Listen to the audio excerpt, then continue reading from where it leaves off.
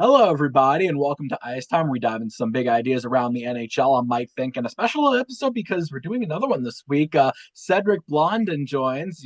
Cédrik was on the AHL beat and covers a whole bunch of stuff. Covers the NHL, AHL, QMJHL, Laval Rocket.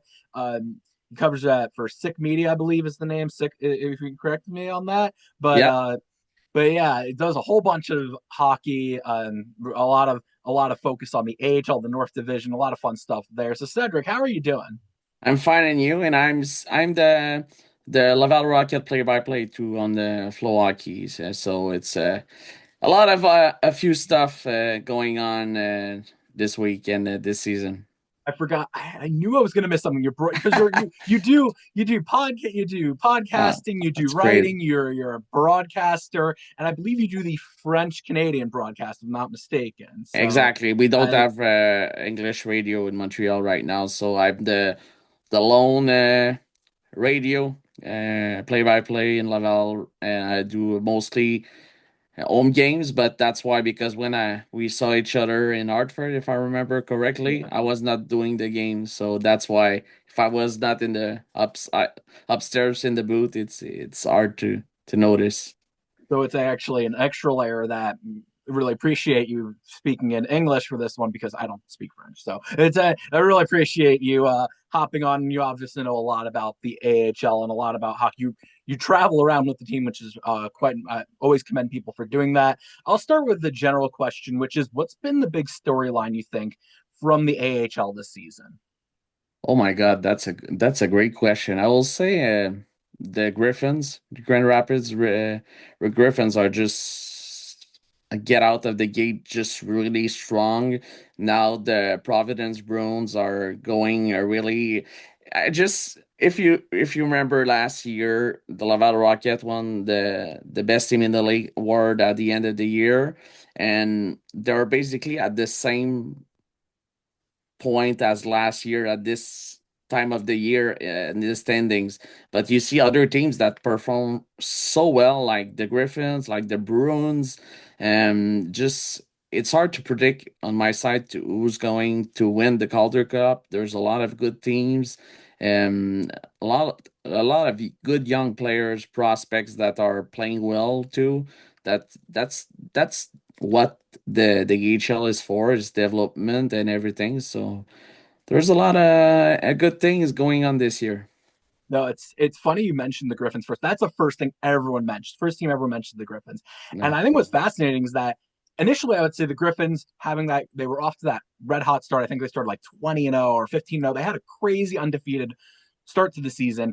And now Providence has caught up to them. Providence has 12 wins in a row right now, and they Yeah. caught up to them. Laval, we're recording this on Tuesday, but on Monday they lost in shootout, but they're on a point streak of 8 games in a row. Eight. They're on Yeah. 8 game point streak and I had a 7 game winning streak. So my big takeaway when you look at that, would take a step back, is that you have these teams that are separating. The division leaders are starting to separate themselves from the rest of the group. Yeah. And at the same time, because I think you're looking at the division, you're looking at these division leaders that are separating themselves. You can't predict who's going to win because there's a lot of good teams, and there's a lot of good teams in both those divisions, the Atlantic and the North Division, which we know well. Laval though is starting to separate themselves, and I'll ask you a question about the Rocket, which is, what do you think has stood out this season for them? Because last season they were great, and the standard in Laval, it's not like Hershey where it's Calder Cup or bust. They have a big emphasis on development, and obviously a lot of teams do, Yeah. but the standard is you have to put a good team on the ice in Laval, and I think that's a big emphasis there. But this season, again, they've stood out. They look like a complete team. So, what do you think it is about them that makes them different this time around? I think they learned a lot from last year, losing in 4 games against Charlotte in the semifinal.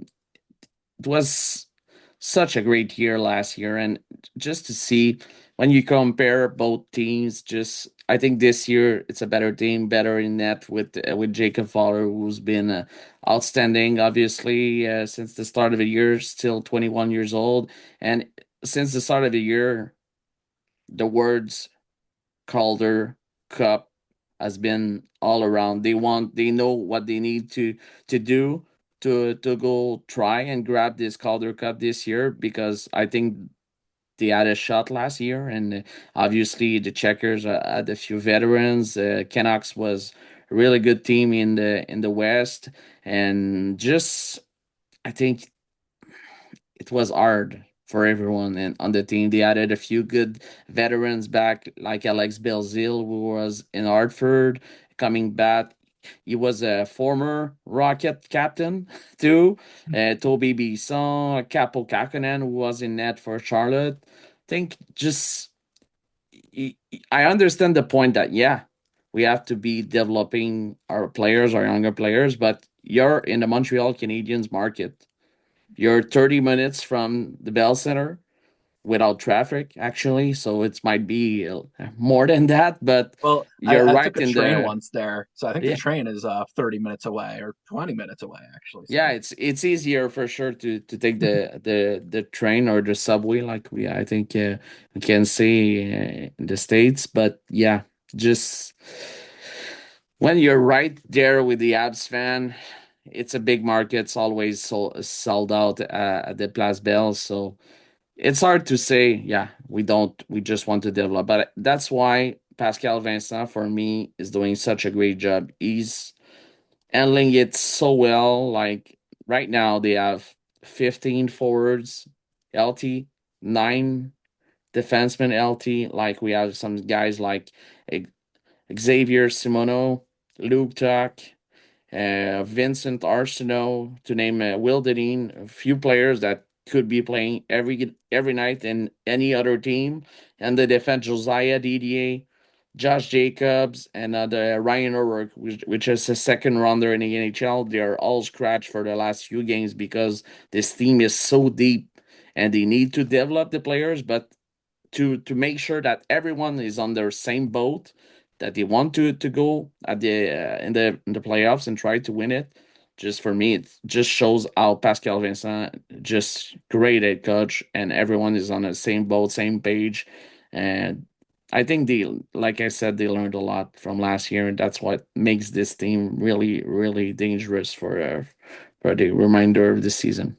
I think what's interesting, you mentioned the veteran presence and you mentioned the winning culture. And I think what's Oh interesting is yeah, a lot of these teams that they're focused on development and winning second. And a lot of there are some teams that focus on winning first and then developing second. Very few in the AHL, yeah. especially these days. I think what's interesting is you look at the veterans they bring in that help them win. Alex Belzile, who's having a great season there, and you Wow. knew he was going to have a great season Yeah, wherever he went. And it's not just that they're creating a winning culture, this environment helps prospects take a step forward. It helps for them sure. develop. And you're looking at with Montreal, a team that's actually had to call up some of these players over the course of the season with injury. You could go on and on about the players they've had to call up quickly for a game or two and then send back. But those players are in a winning environment. It helps them take that step forward compared to some other teams that take a step back. You mentioned Pascal Vincent, and the question I think everyone has, I mean, I have it, everyone has it, is do you think he wants to coach again in the NHL, or what do you think his prospects on that are? That's a great question because he's from Laval too. So he grew up clear near the rink in Laval. That was not there when he grew up, but yeah, I think for him it's such a right fit. It's not for a lot of people. Laval is like really close to the NHL as how they are treated. The environment at Place Bell in Laval too. It's not like, oh, okay, I'm going in a smaller market, or you are. I don't want to name some things, but I think everyone can make their mind about that. And I'm not sure. I'm not sure. I think he has a chance to go back in NHL once. He will get a chance for sure if the Laval Rocket wins the cup this year. I think it's obvious that he's going to get the chance, maybe as his assistant coach, or I'm not sure, but who knows what he wants? Does he want to stay in Laval and continue this culture that he has the chance to still build with his coaches and the players that are around the team and be a yearly contender. I think it's an option. There was a few rumors this in the last summer that he had a chance maybe to go in NHL, but I'm pretty sure that for him it was like, okay, I want to finish what we built last year, and it shows a lot for me from what he built as a culture. Like I said it a few times, to have a head coach that like knows he has a chance with what he did with this group last year. For me, it shows a lot of, and a lot of teams for sure are taking a look at the work he's doing with the Laval Rocket, and I still hope, like I hope he gets a chance because he's a great human, he's a great coach. He's a great with prospect development too. So we'll see in a few months if he has a chance in the next few years too. I think it's fascinating with Vincent because he's obviously he's learned a lot from his stops. He was in the QMJHL. He Yeah, went to the AHL previously in Manitoba. He was an assistant in the NHL for years, and that's the interesting part is that when you've been an assistant before, whether you want to take that opportunity again, I don't know. It's interesting there, and his 1 year with the Blue Jackets, people are going to look at that and say it doesn't count, or we're not going to hold that against you because he was kind of thrown into a mess of a yeah, season. He was hired a few days before the start of the season, and the team wasn't good. It was a rebuilding team, and then 1 year in, and then the front office changes, and he wasn't given a fair hand. Teams are going to look at that and say, we can't count that. Teams will look at him and say he's a good rebuilding coach. If you look at what he can build in Laval and what he can build at this developmental level, he's a good rebuilding coach. The other sides of things is he is on the older side at the AHL level, and he's on the older side of the NHL level too. If he were to be hired, he's in his 50s, so there's that. It's two sides of the same coin there, and it's interesting because I think he's from Laval. He likes it there. It's a great fit there. He's from Laval. He's coaching the team, and but yeah, with all these coaches, you always wonder. There's always that urge to coach at the next level. Every AHL coach, if you were to ask them, do you want to coach at the next level? They'll probably say, "Oh, I really like it here. I really like it yeah. this level." But deep down, you know that they just want to get that chance at that next level. Maybe for Vincent, it would be I'm only taking a job if I'm the assistant in Montreal, maybe. But it is interesting. Yeah, I wonder what you think of that. Yeah, it's a great question. It just for me, like I'm okay, I'm going to go there.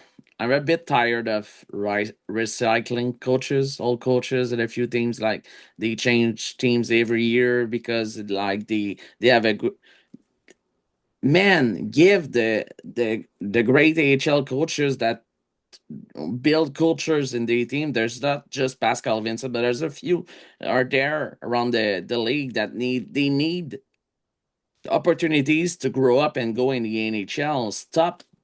It's okay. I can understand sometimes it depends on the cycles, but there's a lot of them that are stuck in the AHL right now or in the NCAA or CHL for that matter. Just give the other coaches and stop recycling. Just for me, it's mind boggling. It's it's always the same for me. It's just yeah. I had It's that just on my heart for a long time, and it's just true. every time that they change coaches, it's the coaches that was fired like 2 months ago and goes back and has another opportunity. Why? No, yeah, It didn't work with a other team. Just try it and give a chance to a Pascal Vincent. Like what? Look at what the Montreal Canadiens did. yeah. They get out Martin St. Louis that had never coached in the in his life in the NHL, AHL, or somewhat, and now they are a good playoff contender for this year. They made the playoffs last year out of nowhere. They build a culture there too. It's not perfect yet, but why not give these chance to these players, these coaches? Sorry, like for me, just it's crazy. It's No, crazy. it is crazy, especially when you get names like John Tortorella or Peter Laviolette, who's been around, so, like they've been around so long, but it's like they haven't won in 2 decades. It's like Yeah, whatever they haven't won a cup in 2 decades. It's like, and the chances I'm winning again are slim. Actually, the fun fact is only I think two coaches in the NHL have won cups in multiple stops. One of them is Scotty Bowman, who's won, 3 stops. So okay, you're not hiring that Scotty Bowman. Let's just say it. no, We'll say that. So you might want to give these coaches a shot. Some of the great AHL coaches who went to the NHL, you include John Cooper, Jared Bednar, Chris Knobloch. They all come from the a AHL and they go lot. to the NHL. And yeah, you might as well. I think it's interesting because there's a group of AHL coaches that are that have done their time, and I think it's their time, and it's going to be interesting to see which team in the North Division do you think would get is the one to watch? I think it's the Laval Rocket. I have to. I have to. I should have rephrased that as like Other which team could give Laval the most problems. I was trying to think of like, okay, which team would give them the most problems? Slash, if you were to say one team that can make it out of this group outside of Laval, which one would it be? Syracuse Crunch. I would say the Crunch. But before going to the Crunch, I'm still watching the Amherst because if Noah Oslund, Isak Rosen comes back and they they did a few stops in the NHL, they have a good season too. Rosen just crazy, like 23 goals in 29 games, I think, with Rochester. This team right now they would play the playing round with against the Marlies in a best of three, and this winner of this series will take on, if the playoffs started today, actually play against the Rocket. If the Amerks have Rosén, Oslund, Wahlberg, Elenius, name it, all these great players that played some time in the AHL this year. Zach Jones is another one. Like, they're going to be really dangerous in the playoffs. And it's not easy going to Rochester. It's a difficult ring to play at. I think they match up well against the Rocket, but we don't know. That's the part that we don't know. For me, the direct opponent is the Syracuse Crunch. Why? Joel Bouchard. Bouchard has done a great job there. That's another coach. It's funny. It's another coach that's done a good job. But it's interesting because the team that I think about, and I feel like it's a cheap answer because it's, oh yeah, they're probably the second best or third best team in the division. I like what's going on with Toronto there. And you talk about another coach that's building up something. John Gruden has done his time as an NHL assistant for years, and I mean, he's an older coach also. He's been in Toronto for a few years there, but there was a stretch where he had ECHL level goaltending, not even AHL level. It was Yeah. ECHL because the Maple Leafs had to call up the AHL goaltenders, and he had to deal with that. And what he's been able to withstand there, I think is fascinating. And they just played a back to back or a home. I don't know if it was home and Yeah. home, but it was a It home and was a home. home Yeah, and home. It was Saturday at Place Bell and yeah. Monday at Scotiabank Arena. There and the least I was there for to call both games, so I can talk about these two games. It was just yeah, They gave them a battle. So I mean, I wonder if they how why maybe how they would match up potentially. I don't yeah, maybe it's not the talent. They don't have the same talent level where they have a few individual players that you're like, oh, that's fascinating. Like, but Benoit Olivier Grew is a good player there, and Borja Vallis is an intriguing prospect there. But I wonder what you think about a Toronto. I mean, that would be fun. Toronto Laval, Montreal, yeah. Toronto.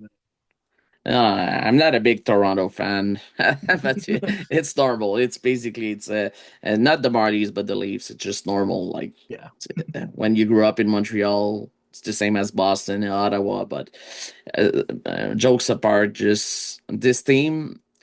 I think because I was there, I was calling the game yesterday in Toronto, and just look at this team.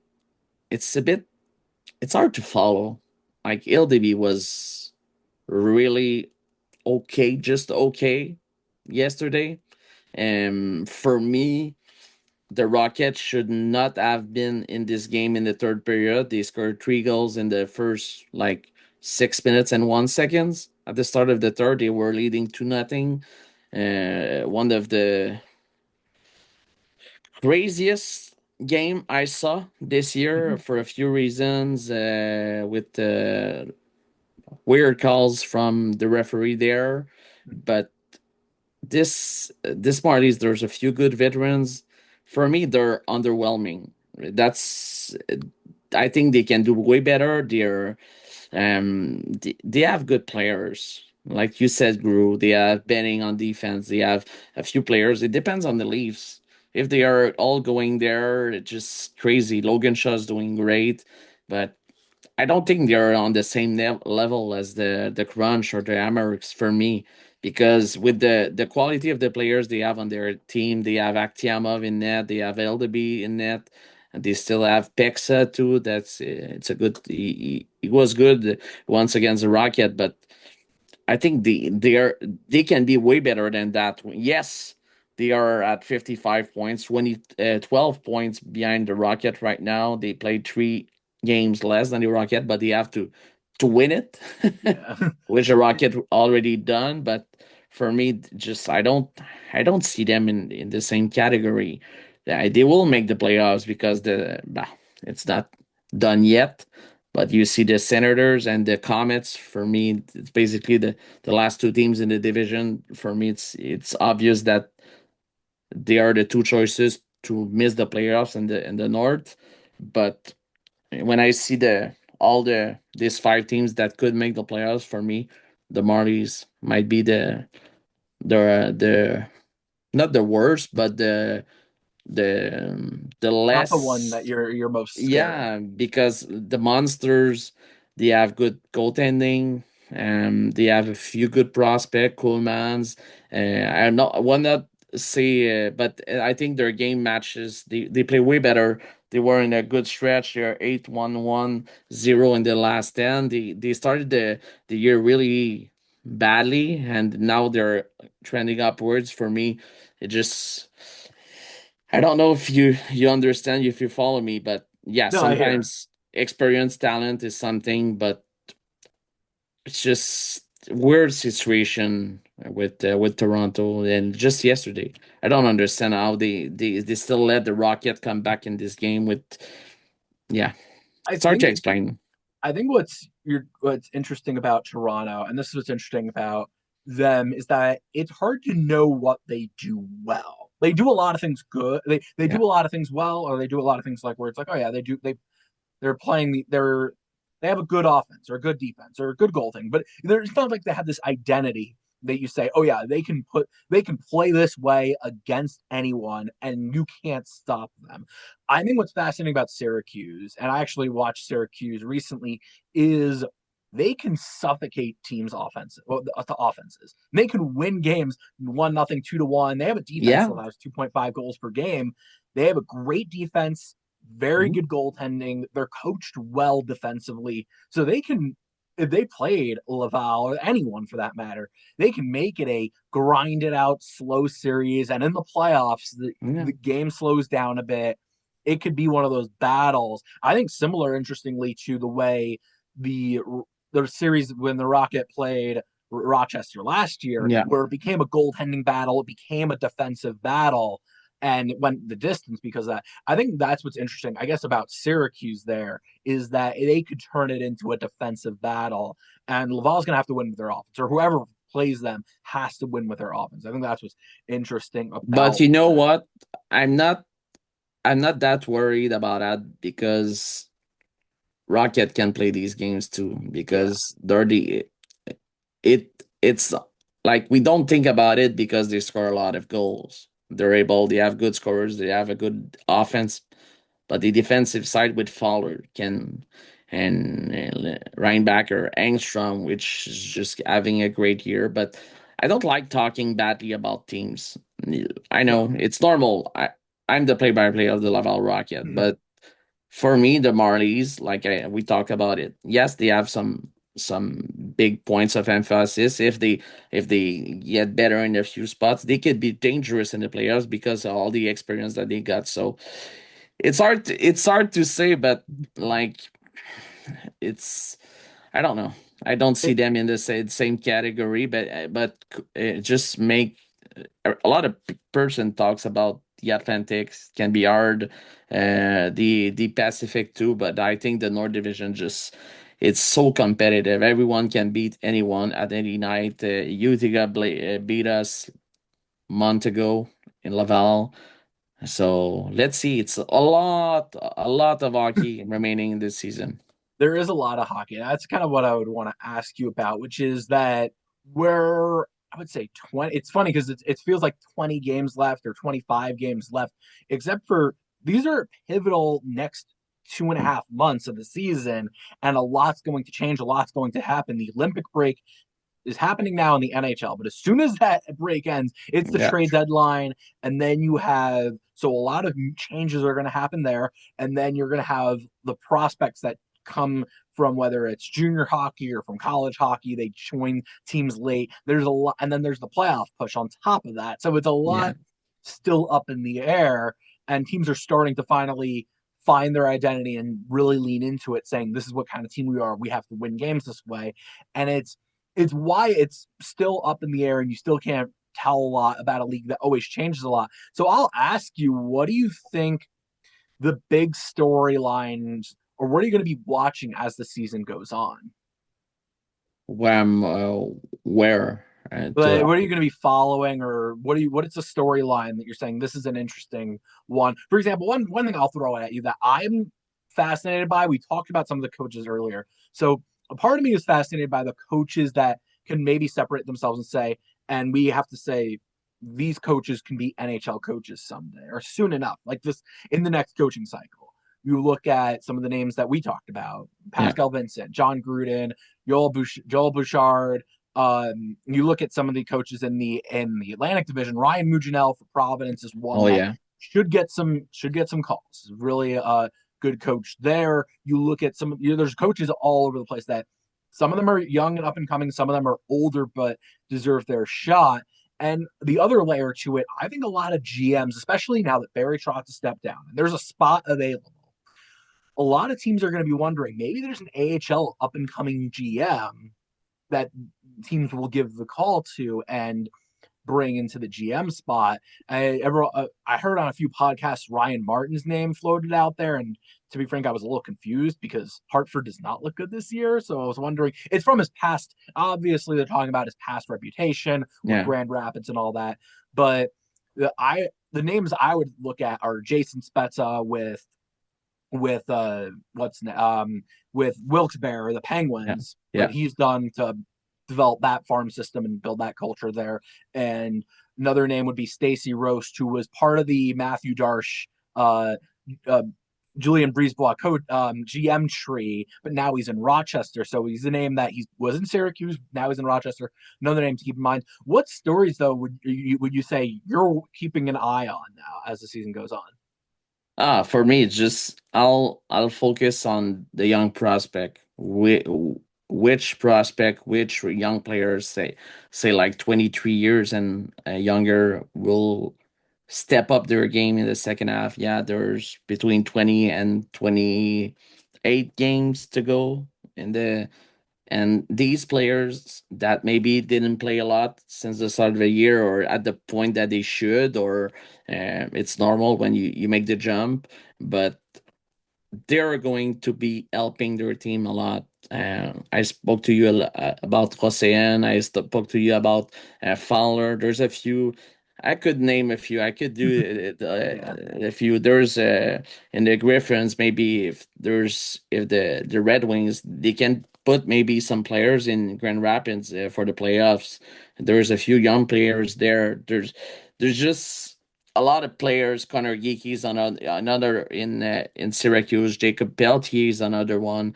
It's just there's so much players, and there's the players that are 19 Yeah. finishing their CHL career that will come and help the team. For me, I like it as the focus from the young players that they have an impact. They should have an impact, but it's such a step sometimes, and it takes times. And at the second half, a lot will take a step, another will stay there, another part will just um, maybe it's too much for them as a first year or second. So we'll see. For me, it's the point, and which will get some call ups in the NHL too. That makes it interesting too. Yeah, and it's always interesting with the prospects. That prospect seems like it was the easy answer. Like, okay, which prospects do I want to watch? And I'm also going to be watching a lot of these prospects as Yeah, well. I think it's fascinating. There's a few fascinating avenues with the prospects, which ones are going to make the NHL late in the season and make an impact. Some teams yeah, that are in a playoff race or trying to win a Stanley Cup, which ones are going to do it there? And then there's some prospects that might get traded at the trade that's true deadline, too. That's and true. it's going to be fascinating, especially some of these teams that are in playoff spots. The NHL teams are going to try to make a push for the Stanley Cup. Which prospects maybe get traded? We're running a little low on time, so I just Yeah. before we wrap up, first of all, thanks for joining. But second, any plugs, anything you're working on, anything you want to plug away now? Thank you. I still have my. It's hard for everyone to listen in French, but we have our French podcast about the Laval Rocket, obviously on Sick Media. Sadly, we don't have it in English, but there's a few games. If you guys come to Laval, obviously, it's always a pleasure to see everyone. And yeah, it's a lot of hockey remaining, and let's hope to have a great playoffs, and it's going to be awesome to see for the rest of the year.